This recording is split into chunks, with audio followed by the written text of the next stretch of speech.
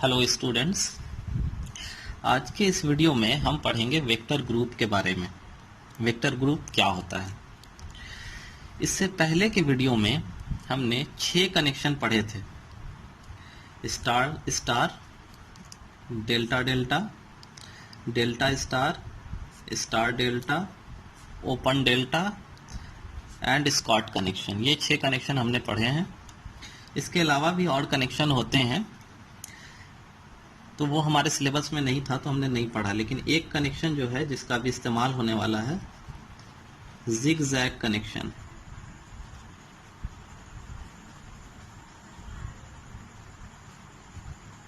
ये इस्तेमाल होगा अभी, इसलिए मैं इसे मेंशन कर रहा हूं।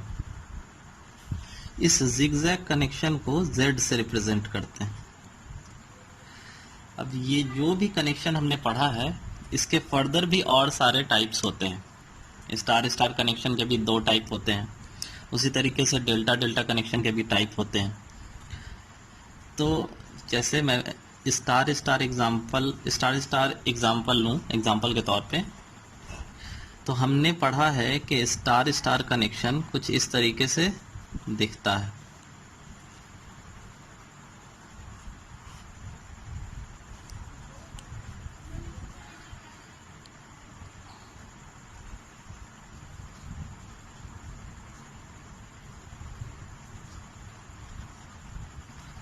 ये आपका स्टार स्टार कनेक्शन, ये हमने पढ़ा है।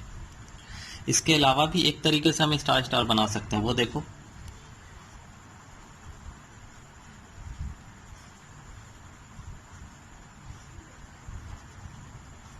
ये स्टार,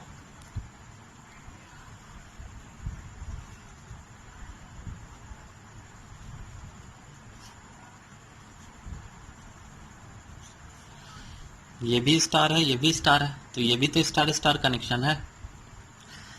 तो ये स्टार स्टार कनेक्शन के 2 टाइप हो गए। तो इसमें आपको साफ साफ दिख रहा होगा कि ये दोनों जो है सेम फेज में है, ये कनेक्शन और ये कनेक्शन। तो इसे हम कहते हैं सेम फेज में, same phase star star connection, या 0 degree phase shift star star connection, ये भी कह सकते हैं। और ये जो है, इसमें देखोगे ध्यान से, तो ये ऐसा है और ये जस्ट इसके उल्टे है, यानी कि 180 डिग्री का फेज शिफ्ट है। 180 degree out of phase star star connection, इसे हम इस तरीके से बताएंगे। तो स्टार स्टार कनेक्शन के भी 2 टाइप हो गए। उसी तरीके से डेल्टा डेल्टा के भी 2 टाइप हो सकते हैं। डेल्टा डेल्टा हम बनाएंगे तो एक डेल्टा आपका ऐसा होगा, ये 0 डिग्री का फेज शिफ्ट, और एक कनेक्शन जो है आपका इस तरीके से बनेगा, ये 180 डिग्री का फेज शिफ्ट, ये 0 डिग्री का फेज शिफ्ट, ये 180 डिग्री का फेज शिफ्ट। तो 2 कनेक्शन इसके भी हो गए, 2 कनेक्शन इसके भी हो गए। इसी तरीके से डेल्टा स्टार के भी और कनेक्शन हो सकते हैं।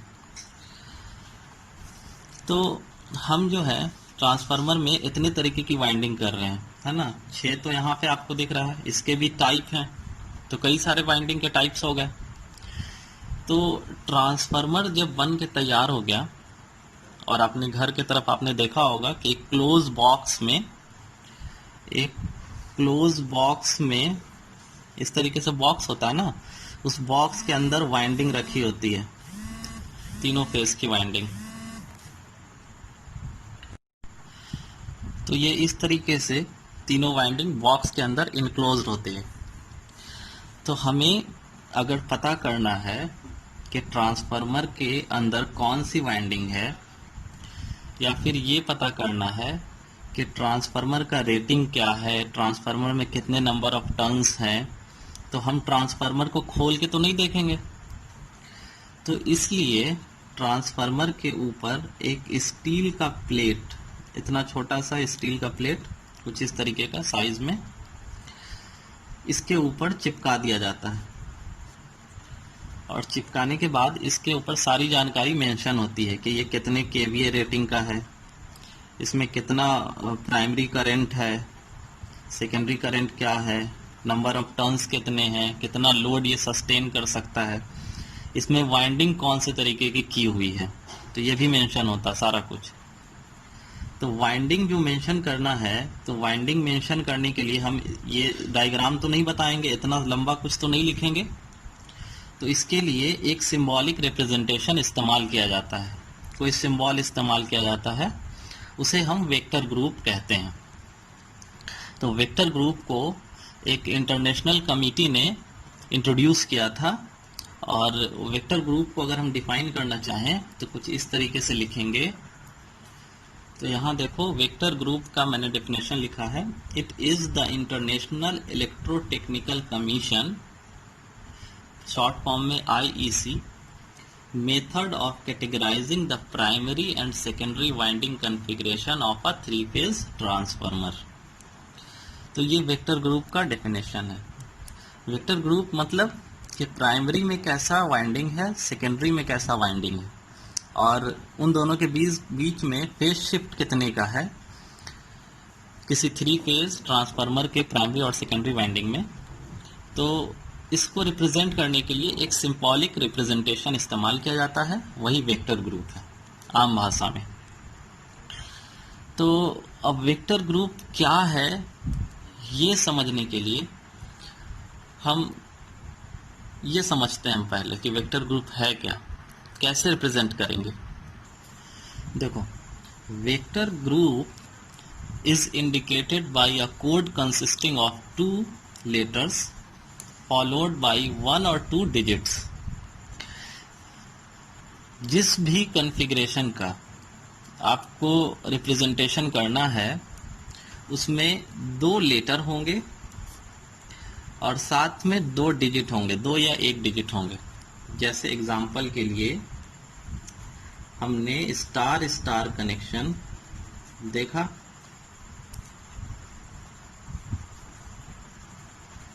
और इसके 2 टाइप देखे। एक में 0 डिग्री का 0 डिग्री सेम फेज में था दोनों, और एक में 180 डिग्री आउट ऑफ फेज था, आउट ऑफ फेज था। अब अगर इसमें हमें इसका सिंबॉलिक रिप्रेजेंटेशन करना है तो हम कैसे करेंगे। तो सबसे पहले देखो, स्टार स्टार कनेक्शन है, तो जो प्राइमरी साइड में है उसे हम कैपिटल लेटर से डिनोट करेंगे। तो स्टार के लिए हम कैपिटल लेटर के तौर पे क्या लिखते हैं, वाई, है ना। स्टार को हम कैसे लिखते हैं, स्टार स्टार कनेक्शन को ऐसे लिखते हैं ना, वाई वाई। तो सेम फेज में है, और जो प्राइमरी साइड में है, या यूं कहें जो हाई वोल्टेज साइड है, जो हाई वोल्टेज साइड है उसे हम कैपिटल लेटर से डिनोट कर देंगे। फिर उसके बाद सेकेंडरी में कैसा है, यानी लो वोल्टेज साइड में कैसा है, स्टार ही है, तो इसे हम स्मॉल लेटर से डिनोट करेंगे।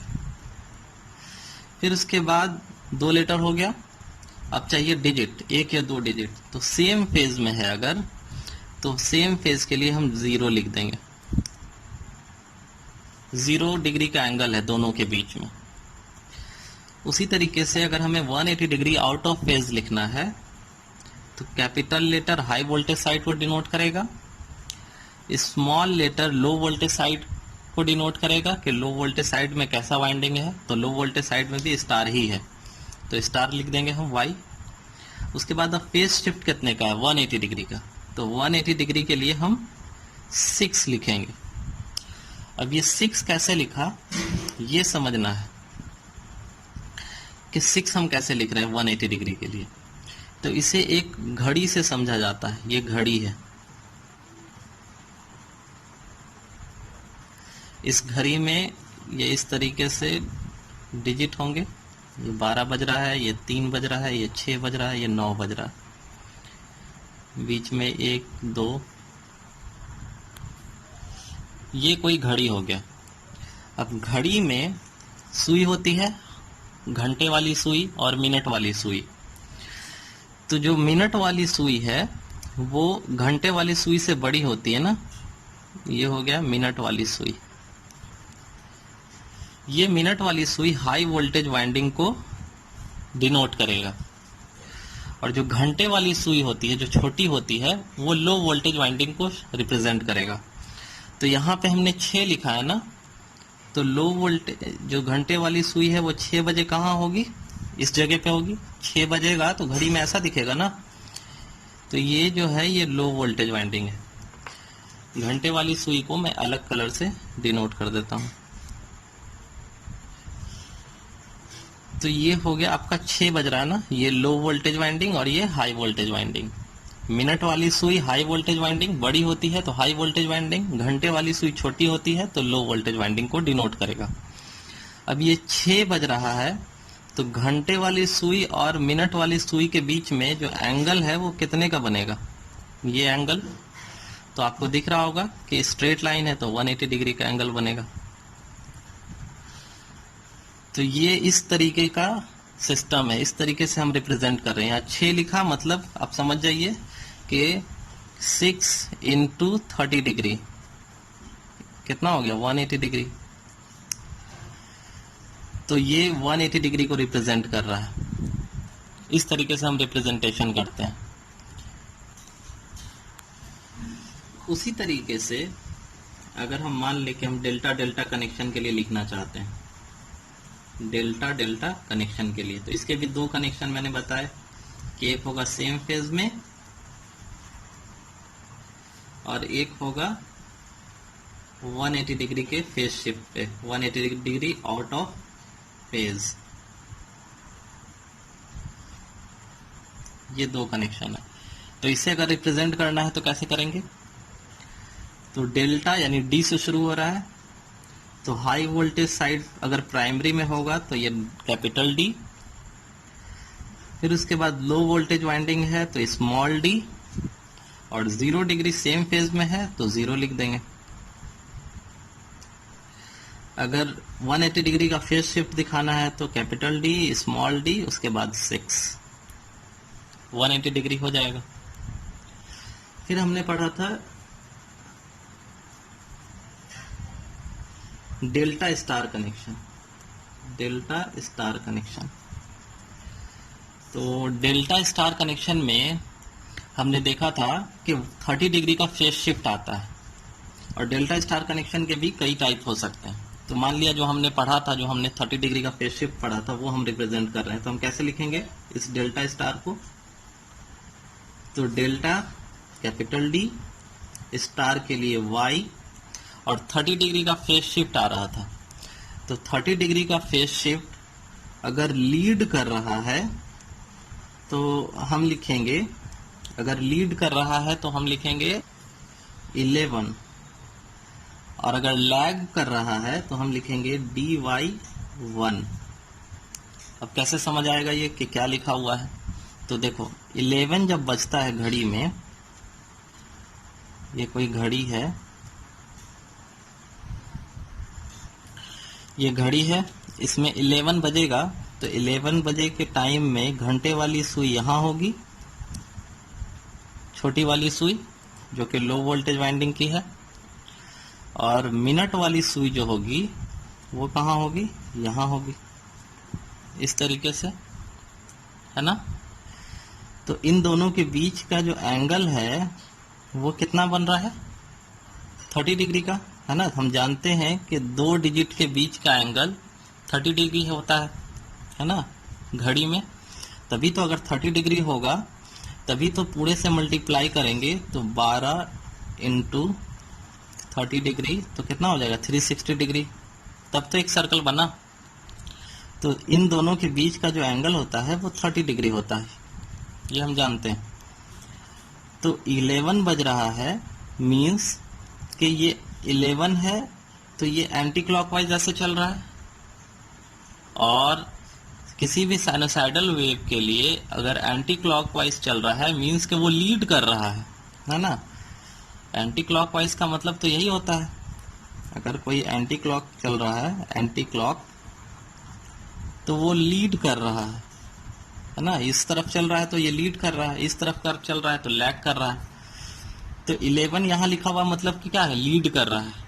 तो डेल्टा स्टार कनेक्शन में 30 डिग्री का फेज शिफ्ट है और वो लीड कर रहा है, ये रिप्रेजेंटेशन हुआ इसका। और अगर हम 1 बजे की बात करें तो 1 बजे सुई कहाँ चली जाएगी, घंटे वाली सुई यहाँ चली जाएगी 1 बजे, और मिनट वाली सुई तो 12 पे ही रहेगी। तो ये इस तरफ आ गया, इसका मतलब क्या है, लैग कर रहा है। तो 1 बजे जो है डेल्टा स्टार कनेक्शन है, 30 डिग्री का फेज शिफ्ट है, और 1 लिखा हुआ है, इसका मतलब 30 डिग्री का फेज शिफ्ट है और कैसा है, लैग कर रहा है ना, क्लॉकवाइज चल रहा है तो लैग कर रहा है, इससे ये लैग कर रहा है। तो इस तरीके से हम रिप्रेजेंटेशन करते हैं। उसी तरीके से डेल्टा और जिगजैग कनेक्शन है, तो डेल्टा और जिगजैग, जिगजैग के लिए जेड लिख देंगे, या जिगजैग और डेल्टा कनेक्शन है तो जिगजैग और डेल्टा के लिए स्मॉल डी। फेज शिफ्ट जो होगा आपका 5 होगा या 6 होगा, जो होगा हम फेज शिफ्ट उसके लिए लिखेंगे। तो इस तरीके से हम रिप्रेजेंटेशन करते हैं वेक्टर ग्रुप का। और ये रिप्रेजेंटेशन हम अगर किसी प्लेट पे लिख करके ट्रांसफार्मर के ऊपर चिपकाएंगे, लिखा होगा DY11, तो कोई भी देख के समझ सकता है जिसने ये चीज़ पढ़ी हुई होगी, तो वो समझ जाएगा कि इसमें डेल्टा कनेक्शन है, हाई वोल्टेज साइड में, लो वोल्टेज साइड में भी, लो वोल्टेज साइड में स्टार कनेक्शन है, और दोनों के बीच में फेज शिफ्ट जो है वो 30 डिग्री का है। तो ये सब था वेक्टर ग्रुप के बारे में। अगले वीडियो में जब हम मिलेंगे तो हम पढ़ेंगे 3 फेज ऑटो ट्रांसफार्मर और उसके कुछ एप्लीकेशंस देखेंगे। तब तक के लिए पढ़ते रहिए, खुश रहिए।